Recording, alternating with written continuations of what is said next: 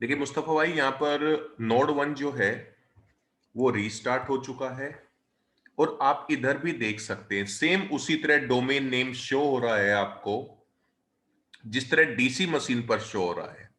But Mustafa जी, हमेशा आपको ध्यान रखना है, विनोद जी, कमलेश जी, कि आरओडीसी मशीन पर कभी भी आप एडमिनिस्ट्रेटर यूजर से लॉगिन नहीं करेंगे। ये आपको हमेशा ध्यान रखना है। आपको उस यूजर से लॉगिन करना है जिस यूजर को आपने एडमिनिस्ट्रेटर की राइट्स को डेलीगेट किया था, यानी कि जिसे आपने आरओडीसी ग्रुप का मेंबर बनाया था। अब देखिए, ये यूजर जो है, मैंने आपको कल ही बताया था कि जब भी आप एडमिन यूजर से किसी भी सर्वर मशीन पे लॉगिन करते हैं तो सर्वर मैनेजर नाम का पेज ऑटोमेटिकली ओपन होता है। प्रीत यूजर भी इस मशीन पर एज अ आरओडीसी बिहेव कर रहा है। वो बात अलग है कि उसे रीड ओनली परमिशन है, लेकिन प्रीत यूजर अभी एज अ आरओडीसी बिहेव कर रहा है इस मशीन पर। यही रीजन है कि सर्वर मैनेजर ऑटोमेटिकली ओपन हुआ। और अगर हम लोग यहां पर चेक करें, आरओडीसी मशीन पर भी डोमेन नेम जो है सेम उसी तरह शो हो रहा है जैसे कि डीसी मशीन पे शो हो रहा है। अब अगर मैं tools, active directory user in computers के अंदर जाएं,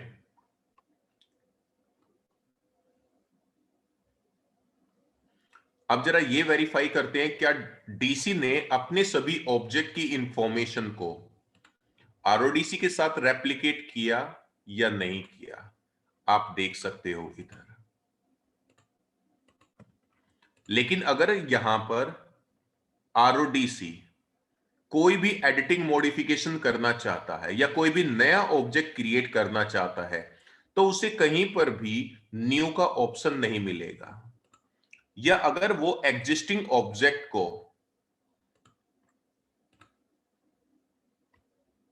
कुछ नहीं कर सकता है, बस इसे केवल रीड ओनली परमिशन अवेलेबल है। मुस्तफा जी, क्लियर है? जी सर।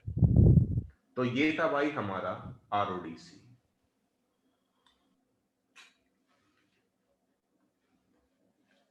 विनोद जी, कमलेश जी भाई, कोई डाउट है आपको? नहीं सर। तो ये आरओडीसी में मतलब जैसे ये रीसेट पासवर्ड करना है वो सब कर सकते हैं ऐसा है? नहीं, कुछ नहीं है, कुछ भी नहीं है। अच्छा, हाँ तो जी। वो सब भी रीड एंड राइट में आएगा ना, मतलब वो तो रीसेट क्या? पासवर्ड कर देंगे सब तो राइट में आएगा ना, मतलब वो तो पासवर्ड रीसेट कर दे वो सब तो। नहीं, हाँ, उसको इधर से डेलीगेट करना पड़ेगा, हमें परमिशन असाइन करनी पड़ेगी, तभी वो चेंजेस कर सकता है। Okay okay.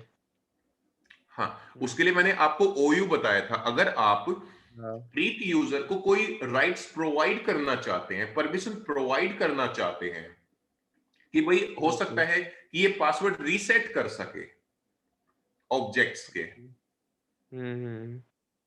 तो उसके लिए आपको एक ओयू बनाना पड़ेगा। ओयू के अंदर आपको उसे डेलीगेट करना पड़ेगा, ओके। जो कि हम लोगों ने कल किया था। हम्म। ठीक है। तो ये था भाई हमारा एडीसी एंड आरओडीसी। आज का लास्ट सेशन स्टार्ट करते हैं। काफी छोटा सा ही। हम लोग एक सेकंड जरा होल्ड कीजिएगा।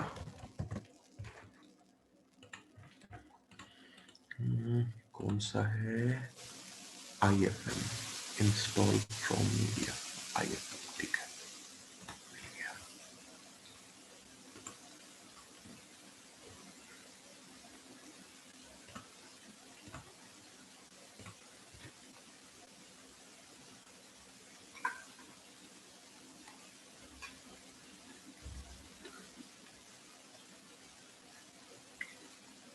विनोद जी, एक छोटी सी कंडीशंस को हम लोग डिस्कस करते हैं। Okay sir. मान लीजिए दिल्ली लोकेशन पर हमारी डीसी मशीन अवेलेबल है जिस पर हमने malik.com के नाम से डोमेन क्रिएट किया हुआ है, अराउंड 5000 यूजर्स क्रिएट किए हुए हैं, 100 ग्रुप्स क्रिएट किए हुए हैं, 50 OU क्रिएट किए हुए हैं, अराउंड 200 पॉलिसीज क्रिएट की हुई है, और ये डीसी बिंदास तरीके से सभी क्लाइंट को सर्विसेज प्रोवाइड कर रहा है। अब मान लीजिए हमारे पास में कुछ ब्रांच ऑफिसेस अवेलेबल है यूपी, हरियाणा और बिहार लोकेशन पर। ये 3 ऐसी लोकेशन है जहां पर हमारे ब्रांच ऑफिसेस है, और इन ब्रांच ऑफिसेस के अंदर मुझे एडीसी या फिर आरओडीसी इंप्लीमेंट करना है या इंस्टॉल करना है। अब आरओडीसी या एडीसी इंस्टॉल करने के लिए 2 तरीके होते हैं मुस्तफा जी। एक तो वो है कि आप सभी ब्रांच ऑफिसेस के अंदर जाओ, आईपी एड्रेस सेट करो, चाहे वो एडीसी का है या आरओडीसी का है, आईपी एड्रेस सेट करो, और जो मैंने अभी आपको प्रोसेस बताया है एडीसी या आरओडीसी इंस्टॉल करने का, उसके थ्रू आप एडीसी या आरओडीसी उस ब्रांच ऑफिस के अंदर इंप्लीमेंट कर दो। अब इसका सबसे बड़ा डिसएडवांटेज ये है कि जब आप किसी भी ब्रांच ऑफिस के अंदर एडीसी या आरओडीसी इंस्टॉल करेंगे तो क्रिएट करते हुए ही डीसी अपने सभी ऑब्जेक्ट की इंफॉर्मेशन को रेप्लिकेट करेगा इंटरनेट के थ्रू उस ब्रांच ऑफिस के साथ में। इसका सबसे बड़ा डिसएडवांटेज ये हुआ कि यार इतना अमाउंट ऑफ डेटा जब ओवर द इंटरनेट ट्रेवल करेगा तो आपके नेटवर्क की जो बैंडविड्थ है वो काफी ज्यादा डाउन हो जाएगी।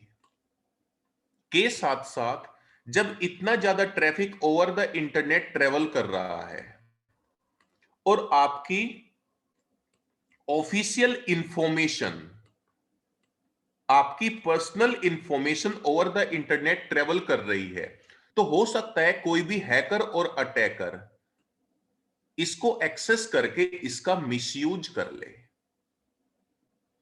भाई अगर आप with in an office DC भी वहीं पर अवेलेबल है और वहीं पर ही आप एडीसी भी क्रिएट कर रहे हो या आरओडीसी क्रिएट कर रहे हो, तो ये वाला फंडा ठीक है जो मैंने अभी आपको बताया।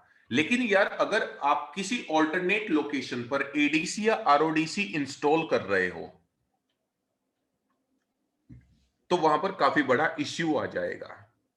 जब ओवर द इंटरनेट आपके यूजर्स की इंफॉर्मेशन, ग्रुप्स की इंफॉर्मेशन, ओयूज की इंफॉर्मेशन, पॉलिसीज की इंफॉर्मेशन ट्रेवल कर रही है एक लोकेशन से दूसरी लोकेशन पर, तो ये काफी हैवी सिक्योरिटी थ्रेट होता है।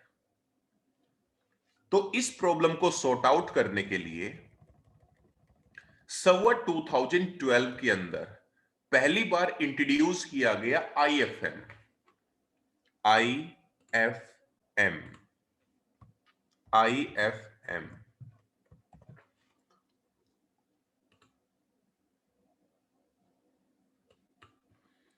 देखिए IFM stands for install from media. अब ये होता क्या है, ध्यान से सुनना। देखिए जब भी आपको किसी भी ब्रांच के अंदर एडीसी या आरओडीसी इंप्लीमेंट करना होता है या क्रिएट करना होता है तो आप डीसी मशीन के सभी डोमेन ऑब्जेक्ट की इंफॉर्मेशन को एक डेटाबेस के अंदर स्टोर कर लीजिए, और इस डेटाबेस को यूएसबी हार्ड डिस्क के द्वारा या यूएसबी पेन ड्राइव के द्वारा इस डेटाबेस को यूएसबी हार्ड डिस्क या यूएसबी पेन ड्राइव में स्टोर करो, और इस डेटाबेस को उसी ब्रांच के अंदर लेके जाओ जिस ब्रांच के अंदर आपको एडीसी या आरओडीसी इंस्टॉल करना है। तो जब आप एडीसी या आरओडीसी इंस्टॉल करेंगे किसी भी ब्रांच के अंदर, तो इंस्टॉल करते हुए एक ऑप्शन आता है इंस्टॉल फ्रॉम मीडिया। वहां पर आप इस डेटाबेस का पाथ प्रोवाइड कर दीजिएगा जो आपने डीसी मशीन के सभी ऑब्जेक्ट की इंफॉर्मेशन को स्टोर किया था जिसमें। तो एडीसी इंस्टॉल करते हुए या आरओडीसी इंस्टॉल करते हुए आप इस डेटाबेस का पाथ प्रोवाइड कर देंगे। तो ये आरओडीसी फर्स्ट टाइम नेटवर्क से रेप्लिकेट ना होके इसी डेटाबेस से अपने आप को अपडेट कर लेगा, ताकि एक साथ इतना ज्यादा traffic over the internet travel ना करे और वो यहीं से ही अपने आप को अपडेट कर लेगा फर्स्ट टाइम। सेकंड टाइम जैसे नॉर्मल रेप्लिकेशन होता है वो डीसी और एडीसी और आरओडीसी के बीच में स्टार्ट रहेगा, लेकिन केवल फर्स्ट टाइम के लिए, क्योंकि फर्स्ट टाइम काफी ज्यादा हैवी ट्रैफिक जनरेट होगा ओवर द इंटरनेट। तो फर्स्ट टाइम के लिए आरओडीसी या एडीसी अपने आप को इसी डेटाबेस से ही अपडेट करेगा,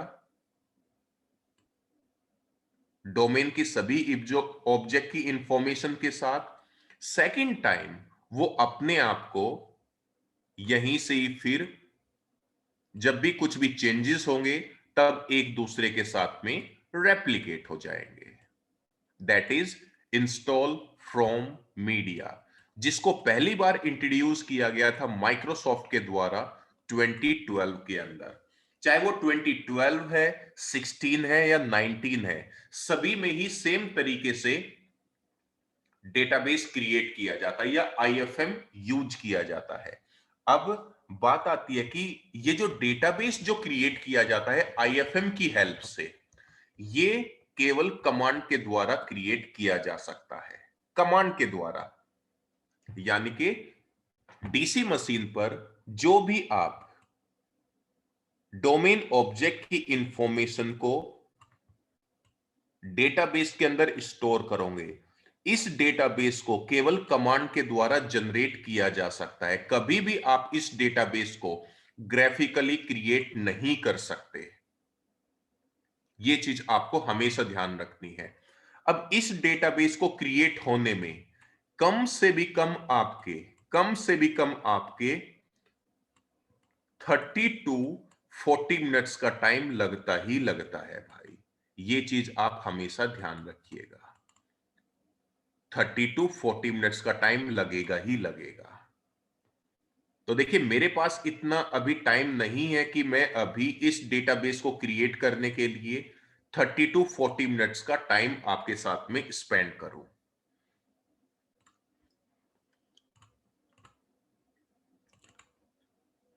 मुस्तफा जी, आईएफएम क्लियर है ना?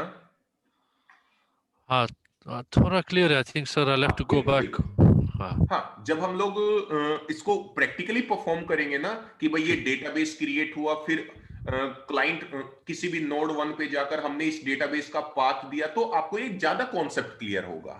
ठीक है सर।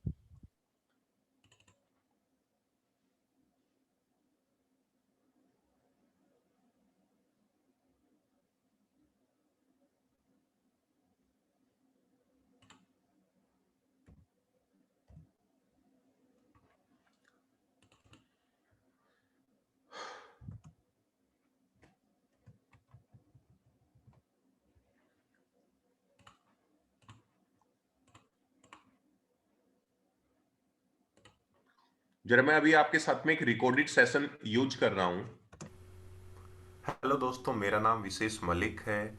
इस वीडियो में हम लोग विंडोज सर्वर 2019 में आईएफएम के द्वारा एडीसी या फिर आरओडीसी कैसे इंस्टॉल करते हैं ये डिस्कस करने वाले हैं। दोस्तों, IFM stands for install from media.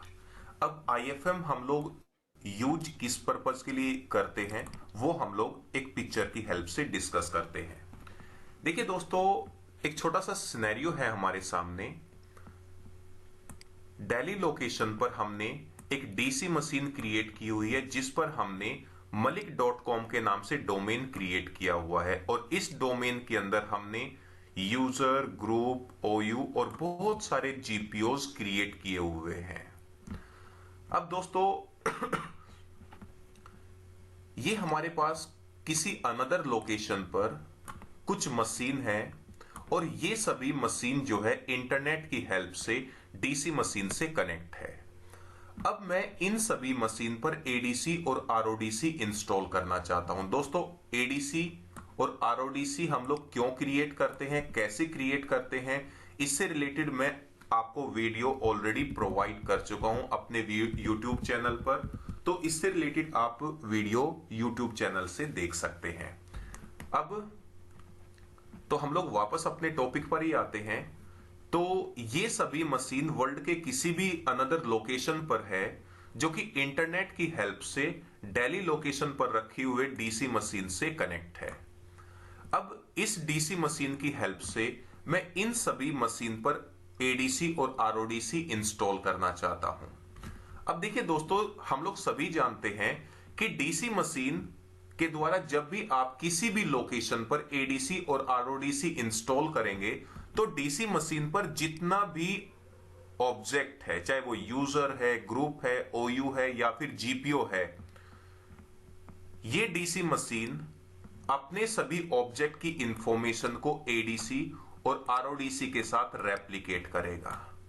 अब इतना अमाउंट ऑफ डेटा जब इंटरनेट की हेल्प से एक लोकेशन से दूसरी लोकेशन पर सिंक किया जाएगा, यानी कि डीसी से एडीसी और आरओडीसी के साथ सिंक किया जाएगा, तो सिंक होने में पहला प्रॉब्लम यह है कि काफी ज्यादा टाइम लगेगा, क्योंकि इतना अमाउंट ऑफ डेटा जब ओवर द इंटरनेट ट्रेवल करेगा तो हमारे नेटवर्क की जो बैंडविड्थ है काफी ज्यादा यूटिलाइज की जाएगी, कंज्यूम की जाएगी, जिसकी वजह से नेटवर्क पर ट्रैफिक जनरेट होगा और इसे सिंक होने में 1 आवर, 2 आवर या 3 आवर्स या फिर 4 आवर्स भी लग सकते हैं, या फिर इससे ज्यादा भी टाइम लग सकता है। अब मैं चाहता हूं कि ये जो सिंक होने में टाइम लग रहा है या फिर ये जो अननेसेसरी ट्रैफिक सिंक होने में जनरेट हो रहा है, ये ट्रैफिक और टाइम सेव किया जा सके। अब हम लोग क्या करते हैं कि हम लोग आईएफएम के द्वारा डीसी मशीन पर जितना भी डोमेन ऑब्जेक्ट है, चाहे वो यूजर है, ग्रुप है, ओयू है, इन सभी ऑब्जेक्ट को लेकर हम लोग आईएफएम की हेल्प से एक डेटाबेस क्रिएट करते हैं और इस डेटाबेस के अंदर सभी ऑब्जेक्ट की इंफॉर्मेशन सेव हो जाती है और इस डेटाबेस को हम लोग आरओडीसी और एडीसी मशीन पर यूज करके आईएफएम की हेल्प से एडीसी और आरओडीसी क्रिएट करते हैं, ताकि नेटवर्क के अंदर जो भी ये ट्रैफिक जनरेट हो रहा है और सिंक होने में जो टाइम कंज्यूम हो रहा है या फिर टाइम लग रहा है, वो टाइम और ट्रैफिक सेव किया जा सके। तो इसलिए दोस्तों हम लोग आईएफएम के द्वारा डेटाबेस क्रिएट करके सभी डोमेन ऑब्जेक्ट का एडीसी और आरओडीसी क्रिएट करते हैं, ताकि नेटवर्क पर जो सिंक्रोनाइजेशन से रिलेटेड जो ट्रैफिक है या सिंक होने में जो टाइम लग रहा है उसको सेव किया जा सके। तो चलिए दोस्तों, अब हम लोग डिस्कस करते हैं आईएफएम की हेल्प से किसी भी डोमेन ऑब्जेक्ट के डेटाबेस हम लोग कैसे क्रिएट करते हैं और उस डेटाबेस की हेल्प से नेटवर्क की किसी भी मशीन पर एडीसी या आरओडीसी कैसे इंस्टॉल करते हैं। तो देखिए, आईएफएम इंस्टॉल फ्रॉम मीडिया, इसको प्रैक्टिकली परफॉर्म करने के लिए मैं यहां पर 2 वर्चुअल मशीन यूज कर रहा हूं। एक है डीसी के नाम से, जिस पर दोस्तों मैंने already Windows server 2016 already install किया हुआ है। के साथ साथ मैंने दोस्तों इस मशीन पर malik.com के नाम से ऑलरेडी डोमेन भी क्रिएट किया हुआ है। और ये जो है हमारी सेकंड मशीन नोड 1 के नाम से, ये मेरी बिल्कुल फ्रेश मशीन है। आप यहां पर देख सकते हैं ये मशीन अभी वर्क ग्रुप इन्वायरमेंट की मेंबर है। इस मशीन पर भी मैंने विंडोज सर्वर 2016 ऑलरेडी इंस्टॉल किया हुआ है। अब दोस्तों मैं चाहता हूं नोड 1 वाली मशीन को एज अ एडीसी और आरओडीसी क्रिएट करना, या नोड 1 वाली मशीन पर मैं एडीसी या आरओडीसी इंस्टॉल करना चाहता हूं आईएफएम की हेल्प से। तो अगर मैं आपको डीसी मशीन की कॉन्फ़िगरेशन चेक कराऊं, दोस्तों डीसी मशीन पर मैंने active directory user and computers के अंदर जाकर कुछ डोमेन ऑब्जेक्ट ऑलरेडी क्रिएट किए हुए हैं, जैसे कि यहां पर मैंने Yatharth, Sunny, sales, Preet, IT, HR और अकाउंट के नाम से कुछ डोमेन ऑब्जेक्ट क्रिएट किए हुए हैं। कुछ यूजर्स हैं और कुछ ग्रुप्स हैं के साथ साथ मैंने डीसी मशीन पर ही कुछ जीपीओ भी क्रिएट किए हुए हैं, जैसे कि ग्रुप मैनेजमेंट के अंदर यहां पर अगर आकर हम लोग देखें तो यहां पर मैंने कुछ जीपीओ क्रिएट किए हुए, जैसे कि 2 जीपीओ यहां पर डिफॉल्ट अवेलेबल होते हैं, default domain controller policy and default domain policy, और मैंने लॉकआउट जीपीओ, पासवर्ड, सॉफ्टवेयर और वॉलपेपर के नाम से कुछ अनदर जीपीओ क्रिएट किए हुए हैं। अब मैं चाहता हूं दोस्तों इन सभी डोमेन ऑब्जेक्ट का एक डेटाबेस क्रिएट करना आईएफएम की हेल्प से, ताकि उस डेटाबेस के द्वारा मैं इस नोड 1 वाली मशीन पर एडीसी या आरओडीसी इंस्टॉल कर सकूं। तो सबसे पहले हम लोग डीसी मशीन के सभी ऑब्जेक्ट का, यानी कि डोमेन ऑब्जेक्ट का आईएफएम की हेल्प से डेटाबेस क्रिएट करेंगे। और उस डेटाबेस को क्रिएट करने के लिए सबसे पहले आप पावरशेल ओपन करेंगे दोस्तों, रन एज एडमिनिस्ट्रेटर कीजिएगा पावरशेल को, और सबसे पहले आप यहां पर एनटीडीएस यूटिल कमांड यूज करेंगे। कमांड्स को बहुत ही ध्यान से देखना है सभी लोगों को। एनटीडीएस यूटिल कमांड यूज कीजिएगा। एनटीडीएस यूटिल कमांड एग्जीक्यूट करने के बाद अब यहां पर हम लोग सेकंड कमांड यूज करते हैं, activate instance NTDS. Activate instance NTDS, sorry NTDS, हाँ, टाइप करके आप एंटर की प्रेस कीजिएगा और यहां पर आपको एक नोटिफिकेशन मिलेगा, एक्टिवेट इंस्टेंस सेट टू एनटीडीएस। अब देखिए दोस्तों, अब आप यहां पर सिंपली हेल्प कमांड यूज कीजिए, टाइप करिए हेल्प और एंटर की प्रेस कीजिए। अब यहां पर आपको एक ऑप्शन मिलेगा आईएफएम। यहां पर आप देख सकते हैं इंस्टेंस, यानी कि एनटीडीएस इंस्टेंस एक्टिवेट होने के बाद आप यहां पर कौन कौन सी कमांड हिट कर सकते हैं ये आप यहां पर देख सकते हैं, और इन्हीं में ही आई हुई है आईएफएम। जस्ट आप आईएफएम टाइप कीजिएगा और एंटर की प्रेस कीजिए तो आप आईएफएम के अंदर आ जाएंगे। और आईएफएम के अंदर आने के बाद अब हम लोग कमांड यूज करेंगे। सिंपली आईएफएम के अंदर आने के बाद भी आप यहां पर हेल्प कमांड यूज कीजिए। एक सेकेंड जरा, हेल्प, एंटर की प्रेस कीजिए। देखो अब यहां पर आईएफएम के अंदर आने के बाद आप यहां पर बहुत सारी कमांड यूज कर सकते हैं, जिनमें है एक क्रिएट सिसवॉल फुल। आप ये कमांड यूज कीजिएगा, क्रिएट सिसवॉल फुल स्पेस, और यहां पर दोस्तों आपको एक डायरेक्टरी का पाथ देना है, जिस डायरेक्टरी में कंप्लीट डोमेन ऑब्जेक्ट का डेटाबेस क्रिएट किया जाएगा आईएफएम के द्वारा। तो मैं क्या करता हूं, यहां पर अपनी मशीन की किसी भी लोकेशन पर जाकर, जैसे कि सी ड्राइव के अंदर जाकर मैं एक डायरेक्टरी क्रिएट करता हूं। किसी भी नाम से आप ये क्रिएट कर सकते हो, जैसे कि विशु-IFM के द्वारा। मान लीजिए मैंने यहां पर क्रिएट की विशु-IFM, बिल्कुल खाली है ये अभी। अब मैं इस पाथ को कॉपी कर लेता हूं और यहां पर आप ये पाथ टाइप कर देंगे और एंटर की प्रेस कीजिएगा। अब आप दोस्तों यहां पर देख सकते हैं कि आईएफएम जो है सभी डोमेन ऑब्जेक्ट का जो डेटाबेस है वो क्रिएट कर रहा है, और साथ के साथ ही डीफ्रेगमेंटेशन भी कर रहा है यहां पर। इसके लिए आप थोड़ा सा वेट कीजिएगा। मुस्तफा भाई, इस डेटाबेस को क्रिएट होने, डिफ्रेगमेंटेशन होने में मेरा अराउंड 45 टू 50 मिनट्स का टाइम लगा था। तो इसको होने में काफी टाइम लगेगा, ये ध्यान रखिएगा। ये डिपेंड करता है आपके अमाउंट ऑफ डेटा पर।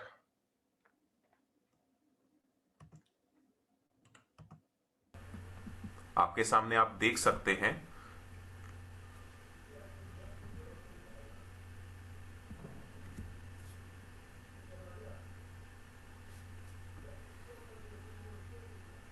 अराउंड 50% हमारा डीफ्रेगमेंटेशन कंप्लीट हो चुका है।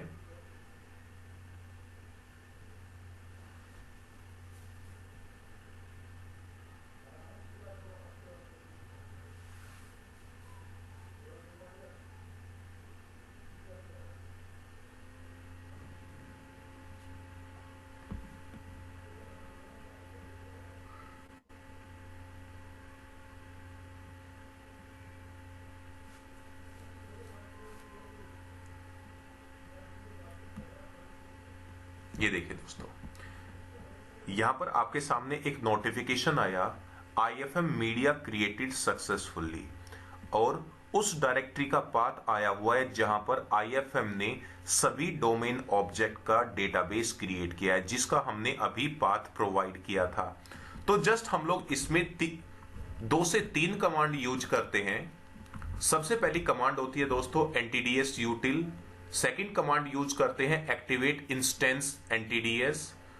और थर्ड कमांड दोस्तों हम लोग यूज करते हैं IFM।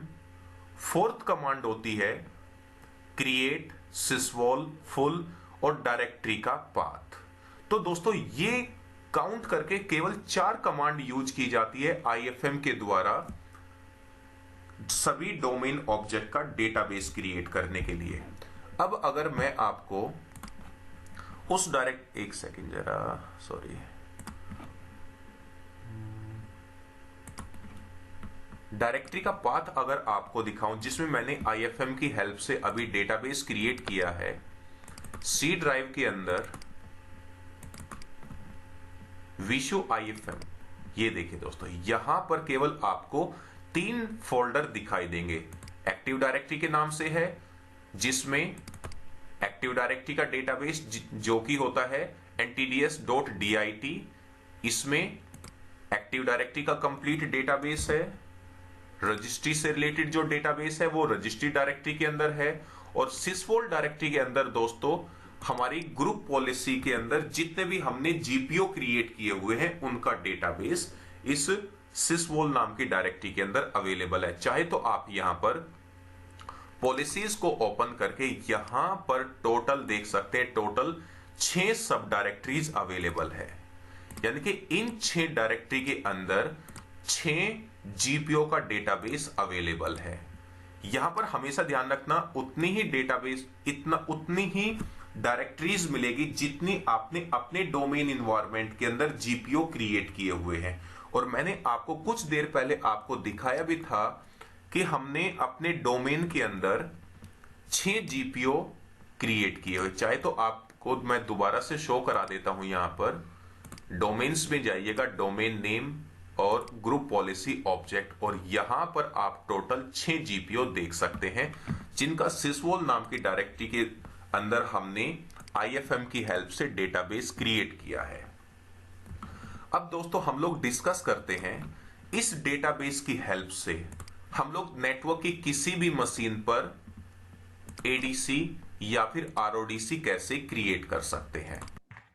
मुस्तफा जी, सबसे पहले आप इस डेटाबेस को पेन ड्राइव के द्वारा, USB हार्ड डिस्क के द्वारा, किसी भी मेथड से आप इस मशीन तक लेके जाएंगे। इस मशीन पर लेके जाएंगे और यहां पर आप पेस्ट कर देंगे। जिस मशीन पर आप इस डेटाबेस की हेल्प से ADC या फिर RODC क्रिएट करना चाहते हैं। सबसे पहले मैं नोड 1 वाली मशीन पे चलता हूं। अब आपको दोस्तों ये करना है कि जो आपने IFM की हेल्प से डेटाबेस क्रिएट किया था उस डेटाबेस को आप नोड 1 वाली मशीन पर कॉपी करेंगे। मैं शेयर डॉक्यूमेंट की हेल्प से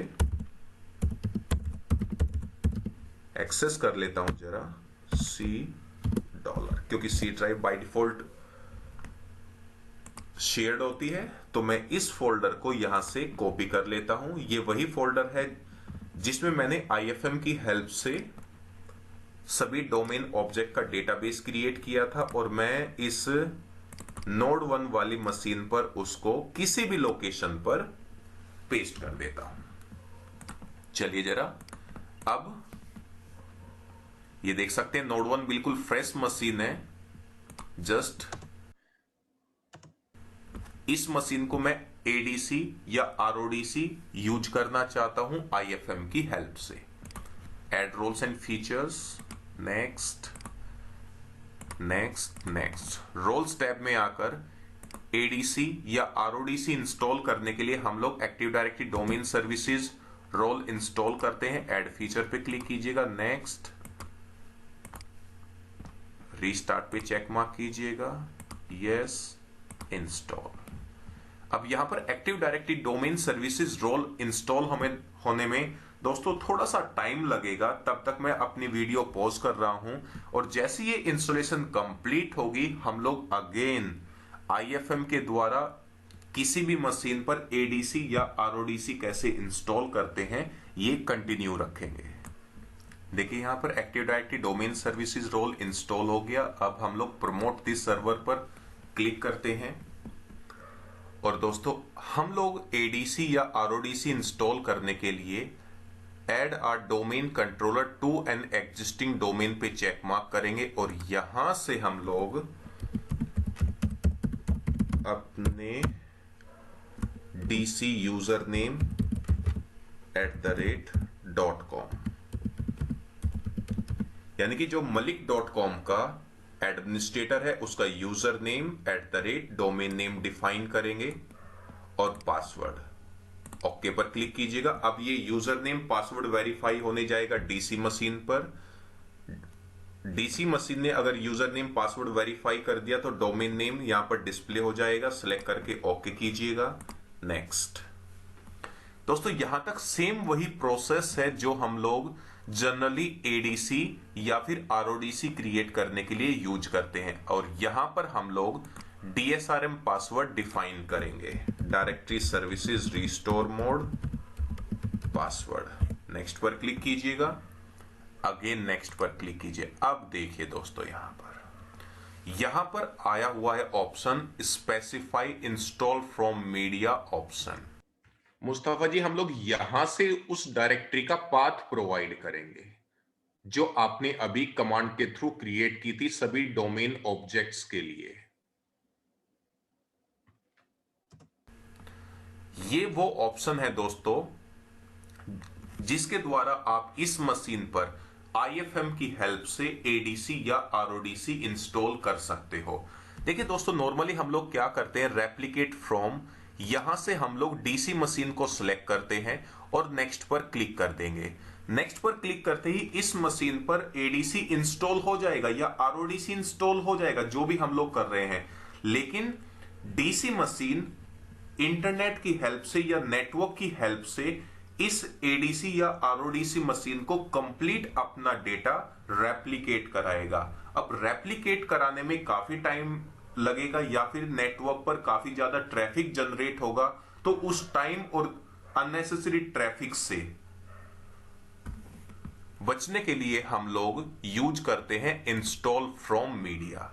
यहां पर चेक मार्क करेंगे, और दोस्तों यहां से आप उस डायरेक्टरी का पाथ प्रोवाइड करेंगे जहां पर मैंने IFM की हेल्प से अपने सभी डोमेन ऑब्जेक्ट का डेटाबेस क्रिएट किया हुआ है। और यहां पर आप लोग देख सकते हैं मैंने अपनी लोकल मशीन के अंदर जो मैंने कॉपी करके रखा था उस डायरेक्टरी का पाथ दिया है।